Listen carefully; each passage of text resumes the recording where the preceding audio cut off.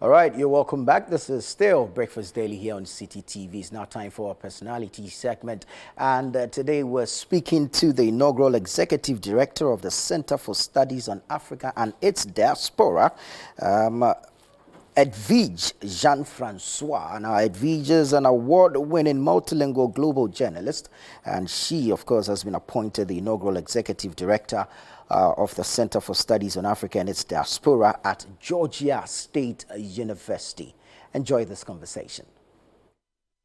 Welcome back. If you're just joining us, this is Breakfast Daily. And now it's time for us to get into our personality profile of the day. All right, so today our guest is truly a remarkable person, someone whose work spans across continents and cultures, bringing profound insight when it comes to the global forefront of journalism and academia. Ladies and gentlemen, help me in welcoming the award-winning multilingual global journalist and inaugural executive director of the Center for Studies of Africa and its Diaspora, Edvige Jean-Francois. You're welcome to the show. Thank you so much for having me. Hi. Thank you. Hi to you. I'm so starstruck right now having you in front of me. Oh, don't be. I'm starstruck. Having you inviting me in your house here. All I'm right. starstruck. Anyway, congratulations on your role as the inaugural Executive Director of the Center for Studies on Africa and its Diaspora. So before we get into your background and profile, can you actually share some vision and goals of this center? Absolutely. So I came to the center a year ago, this month actually, July. And how I came to the center, I come from a journalism background, and the center is an academic center. And because of my work as a journalist that I did, interviewing people relating to Africa and the African diaspora, it's how I came into this role from journalism. And the goal of the center, I see it across 4 pillars. Obviously, research, dialogue, business and global engagement. And the 4th pillar is trauma and mental health and recovery. Right. When you talk about the space of narratives about Africa and the African diaspora and some of the trauma, so it was important to me that one of our pillars talk about trauma and recovery. Right. And the term that I've coined for the center is Africa Everywhere. Africa Everywhere. Africa Everywhere. And part of it was informed by my own travel. Everywhere, anywhere I've always been, I always see a Black person, I always see somebody from the diaspora, somebody of African descent. So it's a sense that while our center is based at Georgia State University in Atlanta, really our reach, our goal, our purpose needs to be global and Africa everywhere. Right. So the center, it's an academic research center. We support the work of students. We collaborate with other institutions. We're here in Ghana learning, connecting to the diaspora. In essence, a center that's based in Atlanta, but really thinking and looking globally. All right, so now that you're here in Ghana, what are some of the things or some of the points that you are going to take away with you, back to America when it comes to the issues of, Black people, Africans here and the diaspora? Well, for one, this is my 2nd time in Ghana. So when I came the first time in 2020, I got to visit Ghana. I got to go to Cape Coast and Elmina Castles. And obviously for anyone who studies, who's read about the slave trade, to actually be in a place where your ancestors came through on their way to the New World. And so for me, that stayed with me and really informs the work, how important it is to learn about our history, where we come from, who we are, not just the painful past, because obviously Ghana is a dynamic, wonderful city, and the year of return certainly, I don't want to say has put Ghana in the map, but has certainly introduced a whole new generation to Ghana. So it's important to take the historical narrative back, and it's also important to take the present day narrative about Africa, about Ghana as an economically growing country, as a dynamic country with a culture and a people and music and all of that, and the food. So it's important for the center to connect to the history as well to the present day. And that's my approach to how I view it. Okay, so usually there is a disconnect sometimes when it comes to we Africans living here and, you know, the blacks in America. So usually people here think, oh, why do we need to know their history? Why do we really need to know everything that they went through? I mean, it's gone. The slave trade is over. So, you know, they should get over it. So, you know, sometimes there are some words like that, and that's been hurtful to, you know, people out there. What do we need to know? What do we need to know as Africans? So earlier, I did an interview with CSAD's director of academics, and the way she put it, I thought was beautifully said. When you don't know your history, you're like a tree without roots or a tree without branches. And the way we all experience history as Black people, while we may experience it differently, right? Because if you're in the diaspora, you live in America, there oftentimes is a sense of not having a past, of not having a home. So it is important for us to look back, to come to Ghana, or go to Nigeria and visit Cape Coast or Badagry, or not just the slave ports, but also the country. So it's important to get that footprint. On this side, to me, as I see it, it's something while it's in the past, it still connects to Ghanaians or Nigerians, because these were people on your shores at one point who left, who left in a very violent way, who left in a very tortured way. And yet many of us who are descendants, we come back here with pride and joy and are finding places. And the reason for me, I say Africa everywhere, while not specifically knowing your tribe or your roots or what people you come from, but you are an African, you embrace that. So wherever I am, I'm in Kenya, I'm in Nigeria, I'm in Ghana, I'm African first and foremost, and I embrace the culture. So it's important, and it's an important question because there are misunderstandings. A lot of there is a perception that you need to get over it. And if you look at, but that's, in a way, that's what some white communities are telling us, right? When we speak about reparations. Think about it. 300-400 years of servitude, free labor, get over it, right? And in many cases, you see the displacement of the communities. Can you play catch up to 300 years? No. And so there's also an economic argument to it. It's not just historical, but there's an economic argument, and the issue of reparations, as you know, is being talked about as well. Right. Okay. So let's, what are down to journalism, right? You're a multilingual global journalist, and who have also covered, like, you know, a wide range of international stories. And how did it all start? Well, it all started, so when I would say when I was growing up, my father came to the U.S. in 1969, and so from Haiti. I was born in Haiti. So she's Haitian. Yes, Haiti. Right. And so he was a big watcher of the news. And I remember he would come home, we would sit, we would watch the news together. He would analyze the news, you know, how Black people were portrayed, what it meant, what it represented. And because of that, I discovered a love for journalism, even before I understood what it was. And in college, I majored in English because I love to read. I became curious. I became passionate about discovering new places. And so even though it didn't have a name, even though in my family, I don't know how it was in your family, it was just like, oh, you got to become a doctor or a lawyer, or if you're, or an engineer, right? I think it's a Black thing. It's a Black thing, right. It's a universal Black thing.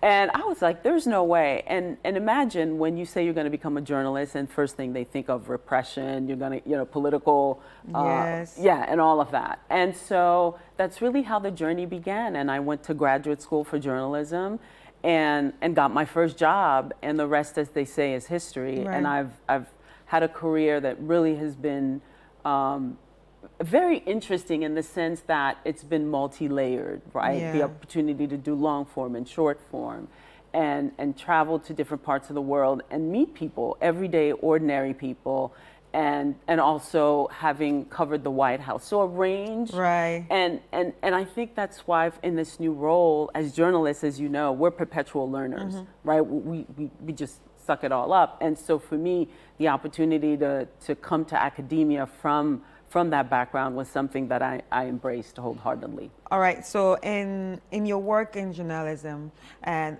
you've worked for CNN International, and then you've also worked for the White House. Can you share some of the experiences there, some of the highlights that you would always have in mind, you would always take away? Some of the highlights, I will speak in the broad scope. Like I remember when I first started covering the White House, and I literally remember, so you go, there's a little guard post, you have to check in and show your badge and all of that.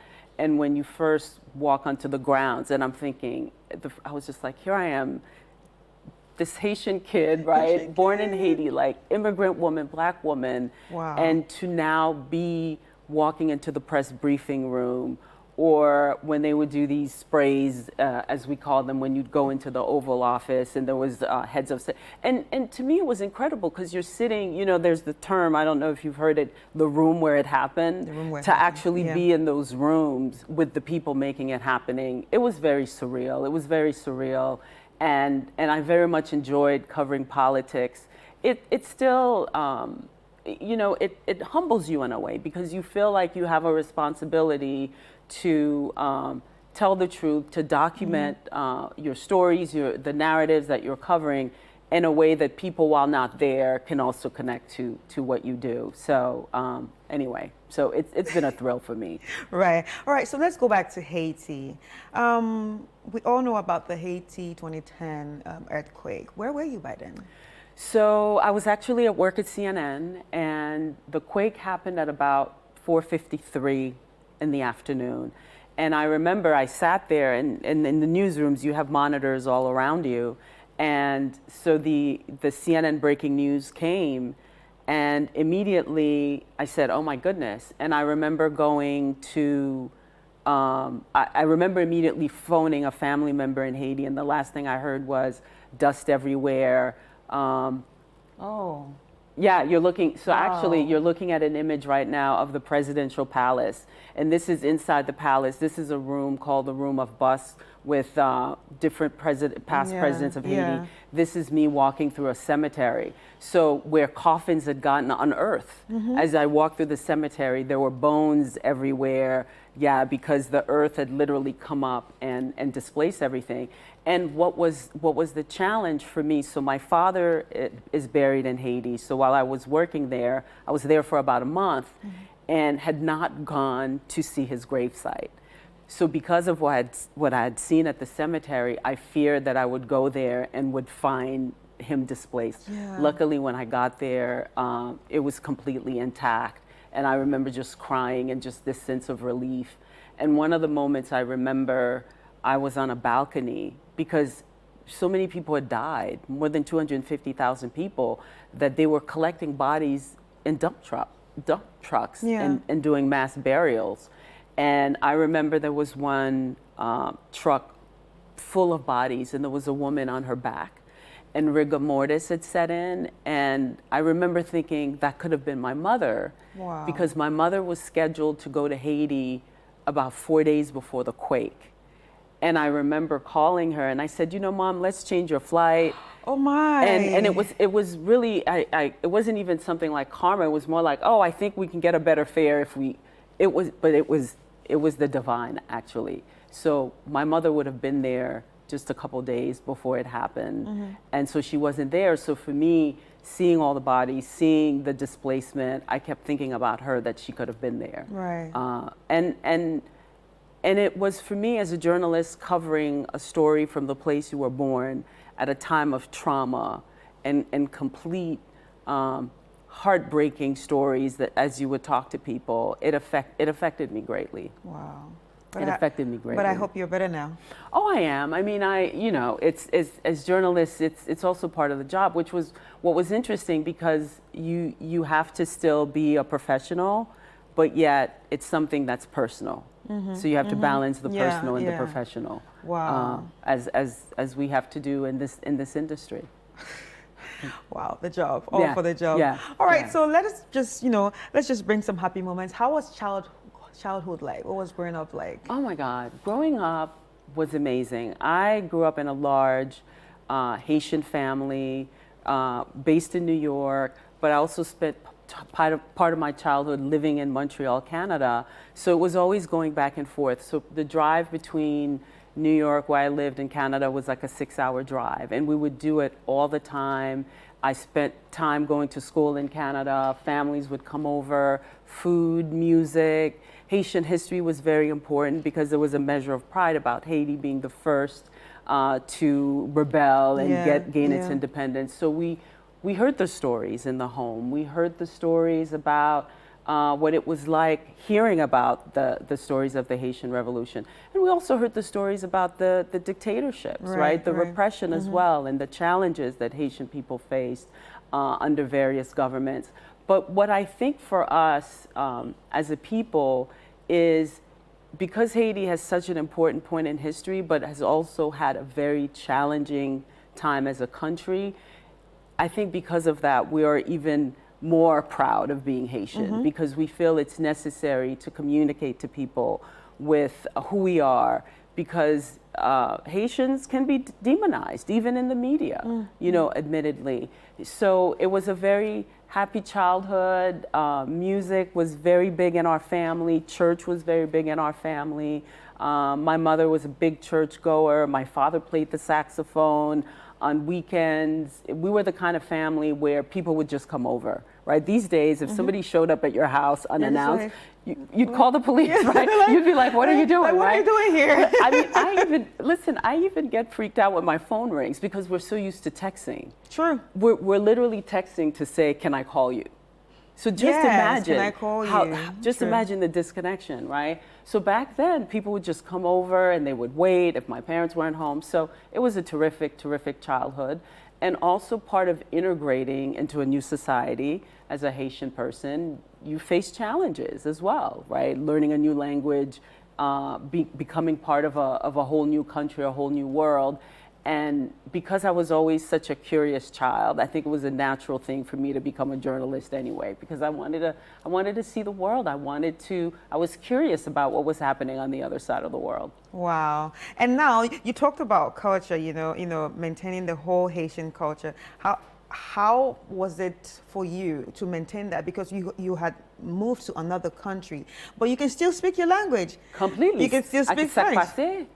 That's Creole. That's Creole. Moi, je parle français. Ah, comment ça va? Ça va très bien. Oui, mais moi, j'ai vécu à Montréal pour presque 6 ans. 6 ans. J'ai commencé à parler le français, mais maintenant, bon, je suis vraiment anglophone maintenant parce que... Nous tous, on est vraiment anglophones maintenant. Ouais, c'est maintenant. Sorry. Okay, well, we're just speaking a bit of French, catching up on a bit of French. But ça passé means how are you? Ça passé. Ça passé. Ça passé. Yeah. I've heard Wyclef say it in one of his songs. Yeah, ça passé. You can say maboulé. Oh, maboulé. Maboulé, or yeah. We hear all this, but we didn't understand what it was. Yeah, it's like, how are you? I'm fine. Yeah. So you actually had to... So basically, the question I wanted to ask was, how were you able to still have your Haitian roots, you know, even though you had to move to another country? Because most times when people move to another country, they lose their language, they lose the culture, they lose a lot of things, but you still kept yours. I think I was a bit of a rebel. And I also think a lot of it had to do with my own family, because you do have families who really want you to integrate. They want you to learn the language or lose the accent, or right? Lose the accent. Well, lose the accent because you stick out as a foreigner, right? You stick out. Immediately you open your mouth, people know you're not from here, you're an other. People will still ask you even whether or not you have your accent, because your name, right? Your name immediately, you know, I have a French name. And Edvige. so immediately people are like, where are you from? You know? And so, so for me, it was the ability to integrate, but also maintain true to what I am. And my father had a thing that he would always say, know who you are. Right. If you don't know who you are, you're going nowhere. You're without a rudder. So it was always important for me to maintain that. And I didn't feel like I needed to lose that in order to become who I am. So which schools did you go to? I went to a college in upstate New York, Hamilton College, a liberal arts college, and happy that I was recently elected to the Board of Trustees. Oh. And how was college life like? College life was, for me, it was freedom, right? Because I grew up from a very strict Caribbean family. It was my first time living away from home. It was my first time, you know, becoming an adult, living on campus. I was very engaged. I was part of the student protest movement for divestment in South Africa. Oh yeah, so I was, you know, and I was on the radio. I had a radio show. I had a reggae show. So it was always important for your voice to be heard. You've always been that person. Yeah. Always been that person. And I remember early on in my college career, there was a student protest, and I was among the protesters. And then at one point I realized, wait, I want to be part of the conversation. Again, leading me to that road to journalism. And I did end up going to journalism school. I went to Columbia University in New York, and then the rest, as they say, is history. Right, right. But now there are people watching you out there, and I'm sure they are actually very, very intrigued and inspired with everything that they've heard. But now I just want to ask, how important is it for your voice to be heard as a person? Your voice is everything. Your voice is your calling card, right? It's your DNA. It's your, I exist, I am, right? And I'm a spiritual person. I believe that it's not happenstance that I'm here, that all of us, in whatever large or small way, have a mission to fulfill.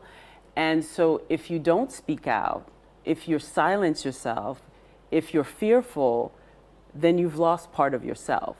And so your voice, to me, your voice is not just to say something, but it's to really answer to your own calling and feel like this is wrong. You know, I have to speak out against this. So I want to affirm, like for example, the Center for Studies on Africa and its diaspora at Georgia State University. One of the things that you may be aware are the book bans happening, right? Books, Black literature, African American literature, history. It's being banned in some parts, in some schools, in some counties. And so for me, it was important to have these conversations, to talk about why it's important for our history to be uplifted. And one of the ways I did it is to bring about a readathon, essentially connecting to the Gambia and Jamaica and other parts of the world to come together for 7 hours in a live streaming event just to read. Just to read. Sometimes you can answer without necessarily being loud and disagreeable, right? The answer to banning books is to actually read. And that's what we did. That's a nice way. That's a nice way to be a rebel. Yeah. It really is. You promote reading. I mean, when you think about Toni Morrison's The Bluest Eye, this incredible book, it is one of the most banned book in America. Things Fall Apart is on. I mean, all these different books that we come to know and love, and that are part of our library as Black people globally, right? Many of us, in many cases, we read the same books.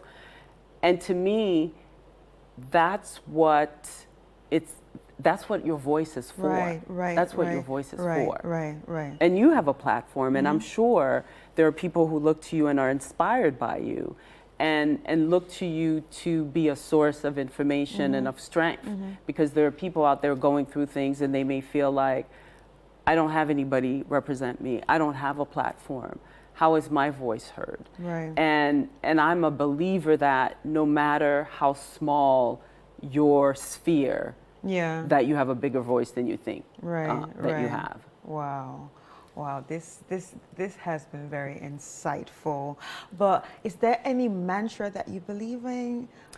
Well, on the Africa diaspora space I mentioned before, the mantra is Africa everywhere.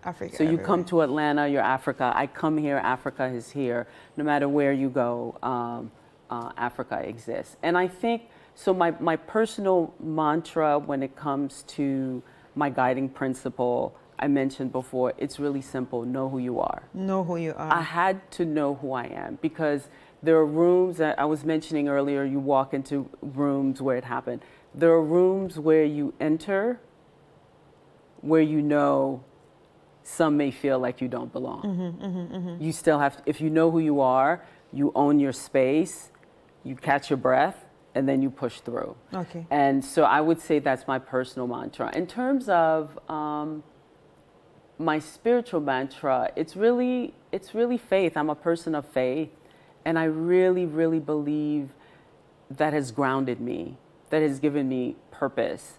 And so whatever you may have, and different people have different spiritual beliefs, but for me, that's been at the core of who I am and where I am and where I'm to be in my next, whatever that may be. Wow, wow. It's so inspiring talking to you. I really enjoyed having this conversation, and I'm sure the viewers also did. All right, viewers, if you're wondering who we're talking to, we've been talking to Edvige Jean-Francois, an award-winning multilingual global journalist and the inaugural executive director of the Center of the Studies on Africa and its Diaspora. Thank you so much. Thank you. Thank you so much. Thank you. All right, guys. Now it's time for us to go on a quick break. Breakfast Daily will be back with more.